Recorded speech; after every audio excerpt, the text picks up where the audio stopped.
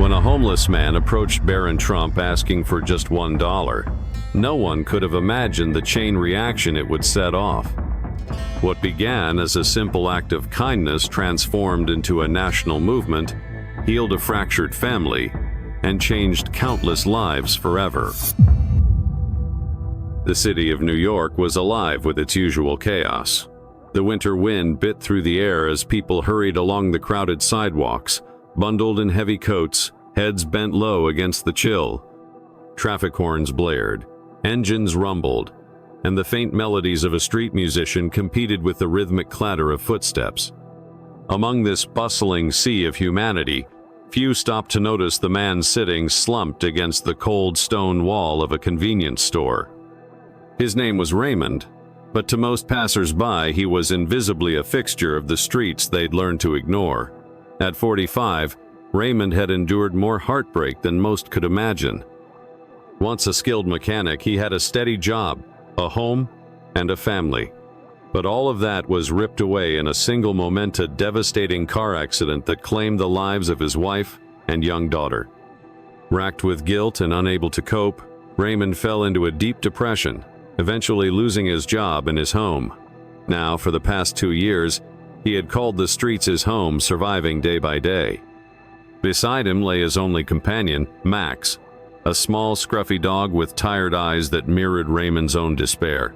Max had been his lifeline during the darkest days, but now, even Max was struggling.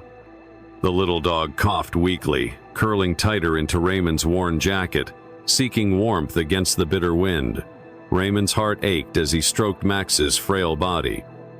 He couldn't afford to feed him properly, let alone get him the medical care he desperately needed. In front of Raymond was a battered cardboard sign that read, "Anything helps, God bless." Occasionally, someone tossed a coin or two his way, but most people avoided even glancing at him. Raymond adjusted his tattered knit hat and shivered, his stomach empty and his hope almost gone.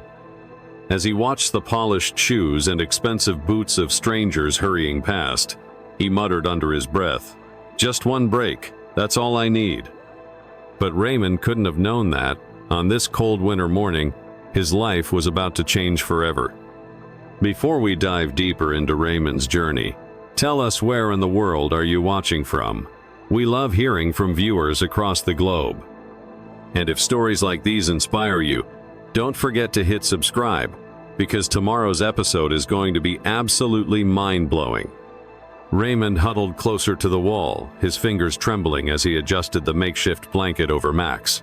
He stared down at the sidewalk, trying to avoid the pitying or worse, judgmental glances from passers-by. The cold was unforgiving, but he had grown used to it. What he could never get used to was the emptiness in his chest that no amount of layers could warm.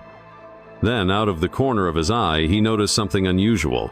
A pair of pristine white sneakers came to a stop a few feet from where he sat. They weren't the kind of shoes you'd see on just anyone. They were designer, expensive, and practically gleaming against the grimy pavement. Slowly, Raymond looked up, squinting through the pale sunlight. The shoes belonged to a tall teenager wearing a smart, tailored jacket. His hair was neatly styled, and his posture exuded confidence. But there was something different about him. He wasn't rushing like everyone else, and there was a calm, composed air about him. The boy, unaware of the attention he was drawing, was scrolling through his phone, his expression unreadable. Raymond hesitated. He rarely approached anyone unless they made eye contact first. It was easier to handle rejection that way. But something about this kid made him take a chance. Taking a deep breath, he forced a dry smile and spoke, his voice hoarse from the cold. "Hey, young man," he called out. "Could you spare $1? Just one." The boy froze mid-scroll, tilting his head slightly as if to confirm what he'd just heard. Slowly, he turned to face Raymond, his blue eyes locking onto him with an intensity that made Raymond's breath hitch. For a moment, the noise of the city seemed to fade as the two of them stared at each other.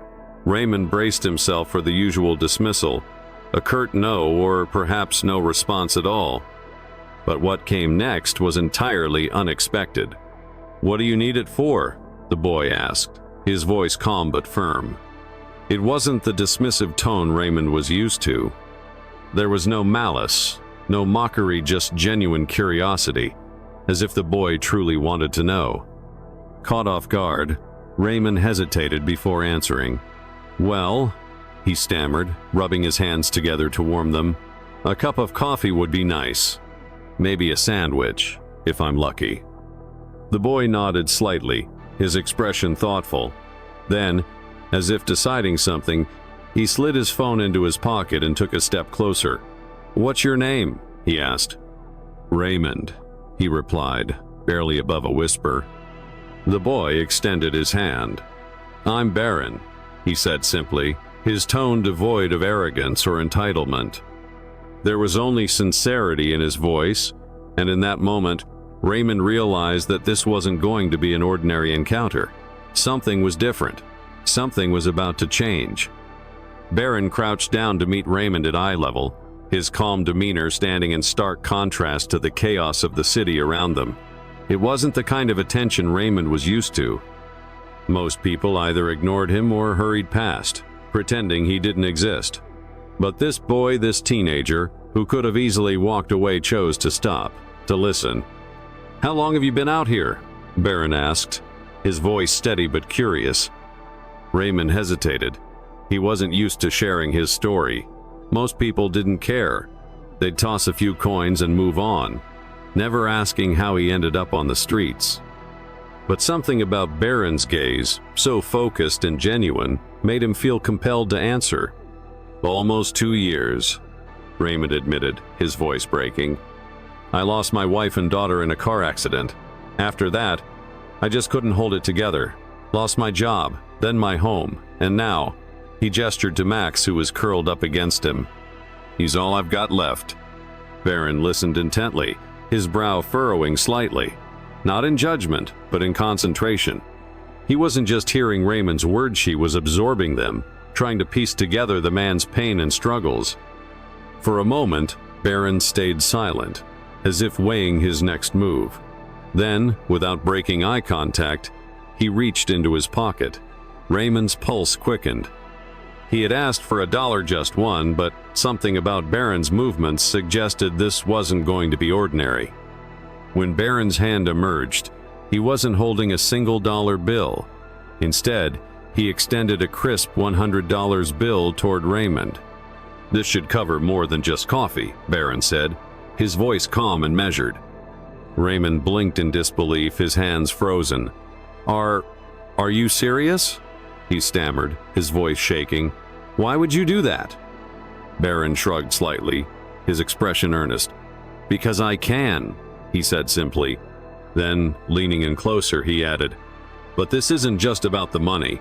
I want you to promise me something." Raymond swallowed hard, his throat tightening. What is it?" he asked, his hands trembling as he cautiously took the bill. Barron's tone shifted, becoming more serious. "If I help you today, you have to help yourself tomorrow. Deal?" The words hit Raymond harder than he expected. They weren't just words, they were a challenge, a lifeline, and a dare all rolled into one. For the first time in what felt like an eternity, someone wasn't just giving him charity, they were believing in him. Raymond nodded, his voice barely above a whisper. "Deal." Barron smiled faintly, standing up and brushing off his jacket. By now, a small crowd had gathered, their phones out, capturing the unusual sight of a Trump heir crouched beside a homeless man. Raymond's cheeks burned with embarrassment, but Barron didn't seem fazed by the attention. Reaching into his pocket again, Barron pulled out a pen and a small notepad. Scribbling quickly, he tore off the paper and handed it to Raymond. "Go to this address tomorrow morning. They'll help you. Tell them Barron sent you." Raymond unfolded the note, his hands trembling. It was the address of a local shelter and resource center he'd heard of but had been too ashamed to visit. Barron's tone was firm. "I'll make sure they're expecting you." Raymond stared at the note and the money, his emotions a whirlwind of gratitude, disbelief, and cautious hope. He looked up at Barron, struggling to find the right words. "Why do you care?" Raymond finally managed to ask. "You don't even know me." Barron tilted his head, his lips curving into a small smile. "Because everyone has a story," he said, "and yours just hasn't been finished yet." With that, Barron turned and walked away, the crowd parting for him as whispers followed in his wake. Raymond sat there clutching the note and the money, feeling something he hadn't felt in years: hope. For the first time, it wasn't just about surviving another day, it was about the possibility of living again.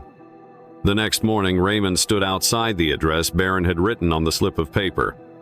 The building was modest but welcoming, a brick structure with a small sign that read, Hope Outreach Resource Center.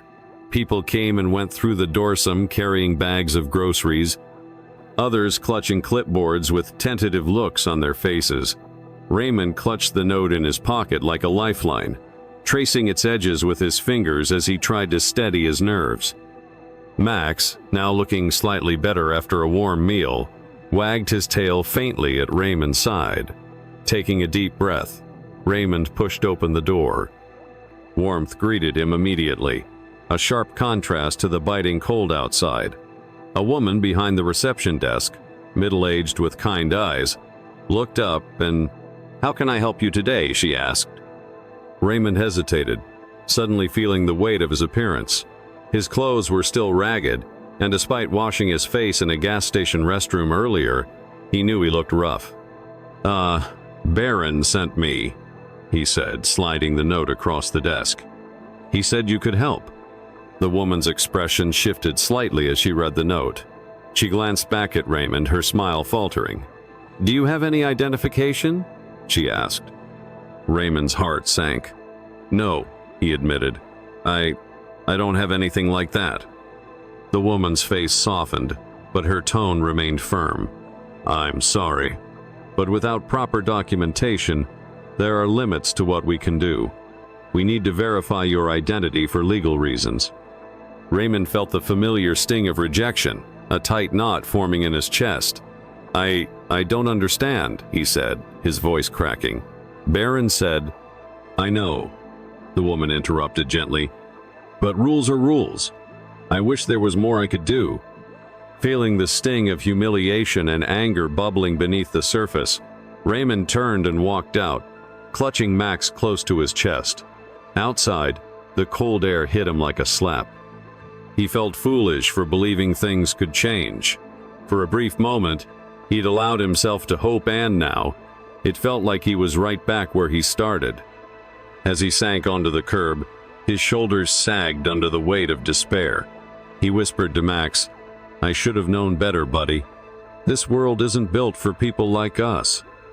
But Raymond couldn't have known that his story was far from over and that Barron wasn't the kind of person to give up so easily. Raymond sat on the curb outside the shelter, Max curled in his lap for warmth. The rejection at the center stung more than he expected. For the briefest moment, he had allowed himself to dream of a better future. Now that hope felt like it was slipping through his fingers. He ran his hand over Max's fur and whispered, "Maybe this is just how it's meant to be, buddy." But before despair could completely take over, a familiar voice broke through the haze. "Raymond." He looked up, startled, to see Barron striding toward him. The teenager's expression was firm, his sharp eyes scanning Raymond's slumped figure. Barron crouched down, his presence immediately commanding attention. "What happened? Why are you out here?" "They turned me away," Raymond said, his voice a mix of anger and shame. "Said I didn't have the right paperwork. I knew this was too good to be true." Barron's jaw tightened, and for a moment he didn't speak. Then, with the confidence of someone far beyond his years, he stood and marched back into the building without another word. Raymond watched as Barron disappeared inside, unsure of what to expect. Minutes later, the teenager emerged, followed closely by the receptionist and another staff member. The woman's demeanor had shifted, her earlier hesitation replaced by a newfound warmth. "Mr. Raymond," she said with a smile, "I apologize for the misunderstanding. Please, come back inside. Let's get you started." Raymond blinked in disbelief, his voice catching. What? How? Barron gave a small shrug, a faint smile tugging at his lips. Let's just say I can be pretty persuasive when I need to be. Now, go on, they're waiting for you. Raymond hesitated, overwhelmed by the sudden turn of events. I don't know what to say. You don't have to say anything, Barron replied. Just make good on your promise. Inside the shelter, Raymond was given more help than he ever imagined possible. A caseworker sat with him, listening to his story without judgment, and helped him create a plan to get back on his feet. They offered him temporary housing, a warm bed, and even scheduled an appointment for him to see a doctor about his health issues. For Max, the shelter arranged a visit to a local vet, ensuring the little dog received the care he desperately needed. As Raymond sat on the edge of his cot that night, staring at the small notebook the caseworker had given him to track his goals, he felt something he hadn't experienced in yearshope. It was fragile, like a flickering flame, but it was there. Meanwhile, the story of Barron's act of kindness was spreading far beyond the shelter. A passerby had filmed the initial interaction between Barron and Raymond on the street, and the video had gone viral overnight. Social media exploded with headlines praising the young Trump heir's compassion and humanity. Barron Trump proves kindness is priceless, one headline read. Another declared, a simple act of humanity sparks a movement. The video showed Barron crouching beside Raymond, handing him the $100 bill and speaking words of encouragement. Some viewers praised Barron for using his privilege for good, while others debated whether the gesture was genuine or a publicity stunt. But regardless of the debates, the impact was undeniable. The hashtag number #SmallKindnessBigChange began trending, and thousands of people across the country were inspired to perform their own acts of kindness. Donations flooded into the Hope Outreach Resource Center, allowing them to expand their programs and help more people like Raymond. Volunteers signed up in droves, eager to contribute to the growing movement. For Raymond, the ripple effect became deeply personal. One evening, while sitting in the shelter's common room, he was approached by a man who looked strangely familiar. The man hesitated before speaking. "Raymond?" the man asked softly, his voice trembling. Raymond squinted, trying to place the face. Then it hit him. "Paul?" he whispered, his throat tightening. It was his younger brother, someone he hadn't seen or spoken to in over a decade. Paul sat beside him, his eyes filled with emotion. "I saw the video," Paul admitted. "I didn't know things had gotten this bad for you. I should have reached out sooner." Raymond shook his head, tears streaming down his face. "It's not your fault. I made it hard for anyone to find me." Paul placed a hand on Raymond's shoulder. "Well, I'm here now, and I'm not going anywhere." The reunion was bittersweet, a reminder of the years lost, but also a chance to rebuild what had been broken. For Raymond, it was yet another piece of his life falling back into place.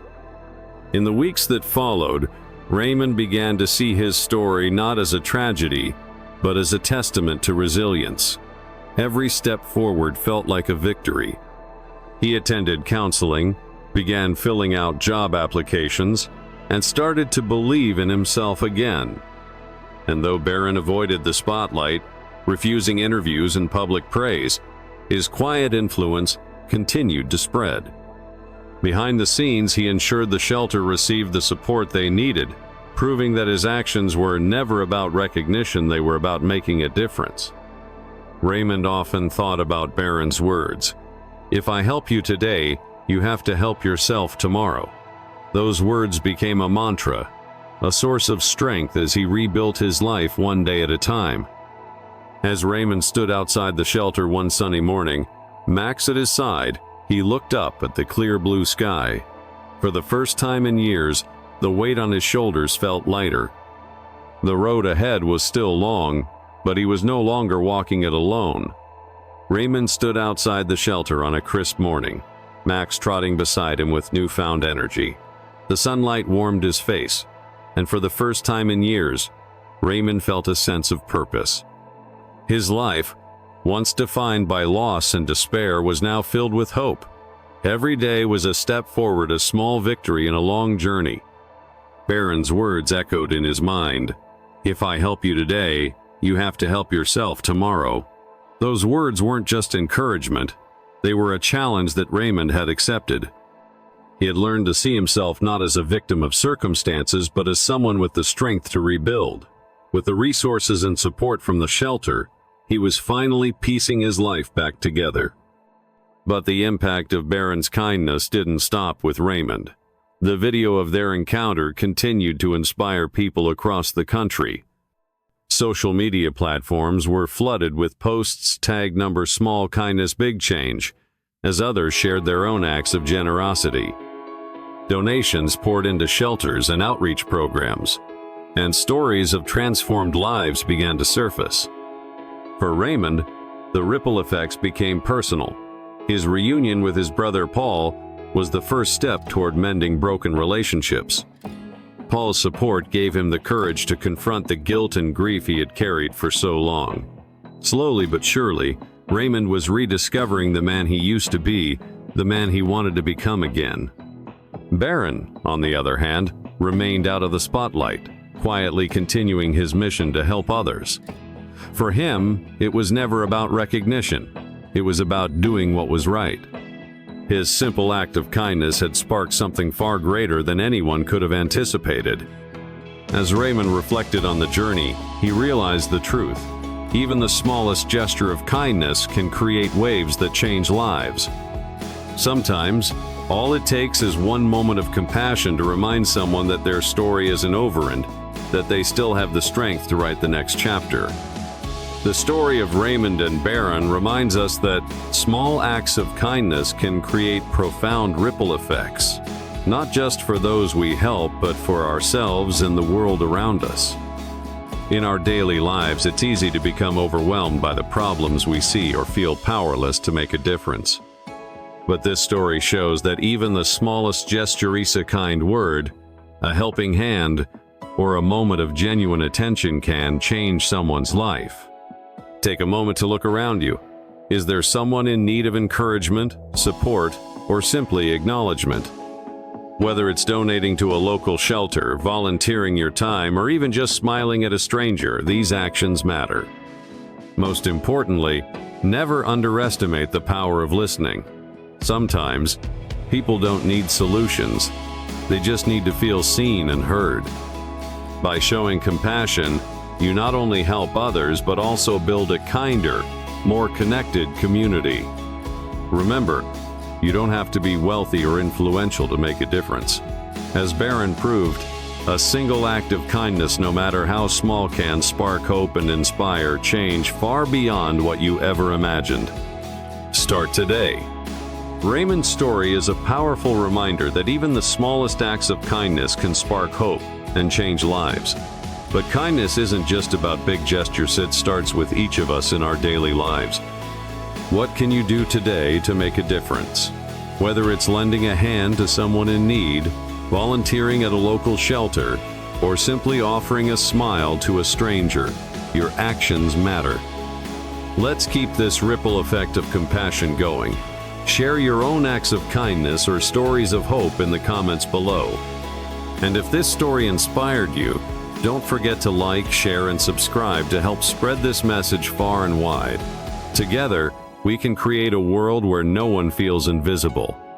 Remember, it only takes one small step to change someone's life, and maybe even your own. Let's make it count.